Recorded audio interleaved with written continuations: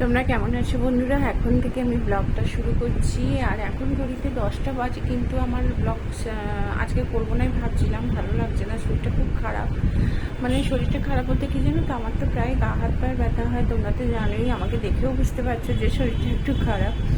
যাই হোক, বসে থাকলে চলবে না, প্রচুর কাজ করেছি। তাই ভাবলাম তোমাদের সাথে একটা ছোট্ট মিনি ব্লগ শেয়ার করি।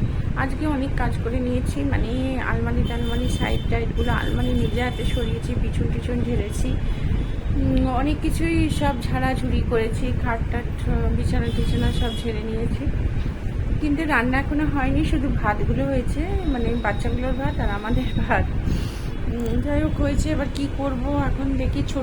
ছোট চিংড়ি মাছ আছে আলু দিয়ে। আমার ছোটো মেয়ে ভীষণ ভালোবাসে, কিন্তু ওই আলু দিয়ে চিংড়ি মাছের চচ্চড়ি একটা করবো। ডাল আছে চাল কুমড়ো দিয়ে, আর ভাজি ঝাল করে একটু পোস্ত করবো। তাই আজকে রান্না হবে। আর আবার তো দুটোর পর যেতে হবে, ওই রেসিডেন্সিয়াল ডোমিসাইল যে সার্টিফিকেটটা বলে, ওইটা আনতে যাব। কালকে দুদিন ধরে মানে প্রচুর কেটেছি ওই সার্টিফিকেট বের করার জন্য। সেটা স্টেট কাউন্সিলিংয়ে আমার মেয়ের কাউন্সিলিং হবে। অল ইন্ডিয়া করবো না, কারণ বাইরে পাঠাবো না। অল ইন্ডিয়াতে আজ থেকে শুরু হয়ে গেল, কিন্তু পাঠাবো না, ওই জন্য করিনি। স্টেটটাই কাউন্সিলিং করাবো, সেই জন্য ওইগুলো নিয়ে আসবো। অল ইন্ডিয়া কাউন্সিলিং শেষ হলে ওটা আরম্ভ হবে।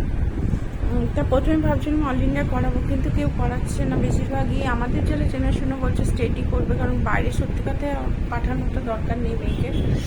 আর বলছি তো, আমার নিজের মেয়েই ইঞ্জিনিয়ারিং পাস করে চাকরির জন্য, মানে চাকরি পেয়ে গেছে TCS-এর পোস্টিংয়ে, পুনেতে আছে। তবে পুনে একটা ভীষণ ভালো জায়গা, ওইখানে মেয়েদের নিরাপত্তা আছে, খুবই ভালো মনে হয় আর কি। আমি তো সঠিক জানি না, সবাই হলো খুব ভালো। যাই হোক,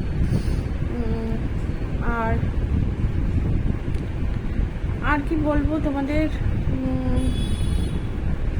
আজকে কাছাকাছি কিচ্ছু করিনি, সব রেখে দিয়েছি, মানে সব ওয়াশিং মেশিনে ঢুকিয়ে রাখা আছে। আর এই যে মেয়েকে নিয়ে বেরাবো, তার আগে জল খাবার কী খাবো সেটাও ভাবছি। যে আজকে ওই ব্রেড বাটার টোস্ট করে খেয়ে নেবো, খেয়ে বেরিয়ে যাবো। সাথে একটু চা তো থাকবেই। আমার তো দুবার চা খাওয়া হয়েই গেল। আর বড় মেয়েকে ফোন করলাম, ও অফিস বেরিয়ে গেছে, মানে বললো বেরাবো, লাঞ্চ অফিসেই করে। তা পুনে থেকে গত বৃহস্পতিবার ফিরলাম মেয়ের কাছ থেকে। তা এখন তার মেয়ে আসবে না, সে পুজোতে ছুটি নিয়ে আসবে। যাই হোক, আর কি বলবো তোমাদের, মানে ওয়েদারটা এত বাজে লাগছে না। এই যে পুজো আসছে মানে মনেই হচ্ছে না। কিন্তু আমার দুটো চুড়িদারের পিস কাটাতে দিয়ে দিয়েছি, আর দুটো লং চুড়িদার কেনা আছে। পুনেতে গিয়ে পরবো বলে কিনেছিলাম, কিন্তু পরা হয়নি, নতুনই রয়ে গেছে।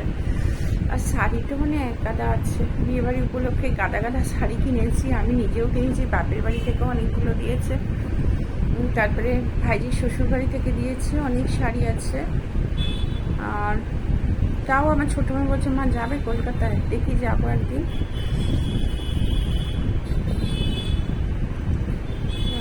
এখন আমি যাব, এখন চানটা করে নেবো ভাবছি। চান করে ঘরটা তো ঝাড় দেওয়া হয়ে গেছে, তবে এই ঘরটা ঝাড় দেওয়া হয়নি, এটা ঝাড় দেবো। দিয়ে ভাবছি ঠাকুর পুজোটা করে নিই। ঠাকুর পুজো করে নিলে অনেকটা কাজ মনে হয় এগিয়ে যাবে। তা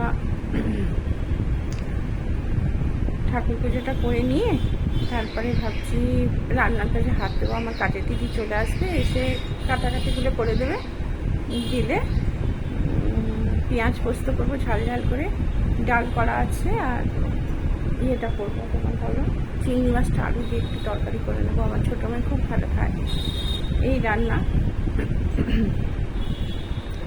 আর তোমাদেরকে সকলকে জানাই স্বাধীনতা দিবসের অনেক অনেক অনেক অনেক শুভেচ্ছা। তোমরা সকলে স্বাধীন হও, নিজের পায়ে দাঁড়াও, আর সবসময় নিজেকে রক্ষা করে চলবে রাস্তাঘাটে।